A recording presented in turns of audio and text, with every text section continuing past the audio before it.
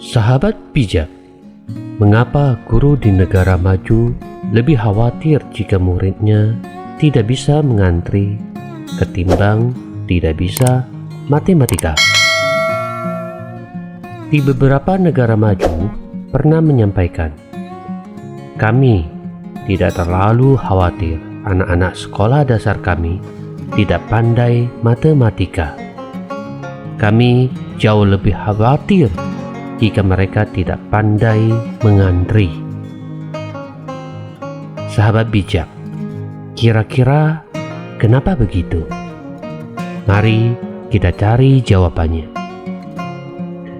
Yang pertama, karena kita hanya perlu melatih anak 3 bulan saja secara intensif untuk bisa matematika. Sementara kita perlu melatih anak hingga 12 tahun atau lebih untuk bisa mengantri dan selalu ingat pelajaran di balik proses mengantri. Yang kedua, karena tidak semua anak kelak menggunakan ilmu matematika kecuali tambah, kali, kurang, dan bagi. Sebagian mereka akan menjadi anak penari, atlet, musisi, pelukis, dan sebagainya. Ketiga, karena semua murid sekolah pasti lebih membutuhkan pelajaran etika moral dan ilmu berbagi dengan orang lain saat dewasa kelak. Lalu, pelajaran penting apa yang bisa diajarkan di balik budaya mengantri? Anak belajar manajemen waktu jika ingin mengantri paling depan, datang lebih awal, dan persiapan lebih awal. Anak belajar bersabar, menunggu gilirannya jika ia mendapat antrian di tengah atau di belakang.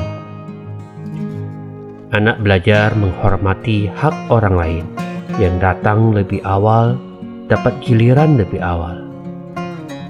Anak belajar disiplin, setara, tidak menyerobot hak orang lain.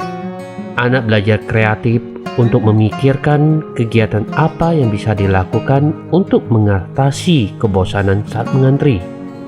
Kalau kita lihat di Jepang, biasanya orang akan membaca buku saat mengantri.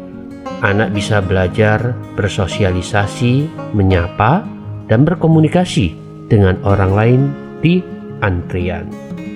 Anak belajar tabah dan sabar menjalani proses dalam mencapai tujuannya. Anak belajar hukum sebab akibat, bahwa jika datang terlambat harus menerima konsekuensinya di antrian belakang. Anak belajar disiplin, teratur, dan menghargai orang lain. Anak belajar memiliki rasa malu jika ia menyerobot antrian dan hak orang lain. Namun sahabat bijak, di saat ini justru ada orang tua mengajari anaknya dalam masalah mengantri dan menunggu giliran. Dan hal ini, ingat, jangan kita contoh. Misalnya, ada orang tua yang memaksa anaknya untuk menyusup ke antrian depan dan mengambil hak anak lain yang lebih dulu mengantri dengan rapi dan berkata kepada anaknya, "Sudah, cuek saja, pura-pura gak tahu aja." Ada orang tua yang memarahi anaknya dan berkata, "Dasar penakut," karena anaknya tidak mau dipaksa menyerobot antrian. Ada orang tua yang memakai taktik atau alasan agar dia atau anaknya diberi jatah antrian terdepan dengan alasan anaknya masih kecil, capek, rumahnya jauh, orang tak mampu, dan sebagainya. Ada orang tua yang marah-marah karena dia atau anaknya ditegur gara-gara menyerobot antrian orang lain, lalu ngajak bertengkar si penegur. dan berbagai kasus lain yang mungkin pernah sahabat bijak alami. Mari, sahabat bijak, kita menjadi bijak terlebih dahulu, agar dapat menularkan pada anak cucu kita yang lebih bijak, sehingga terciptanya pribadi bijak, masyarakat harmonis, negara yang kuat, serta dunia yang lebih damai.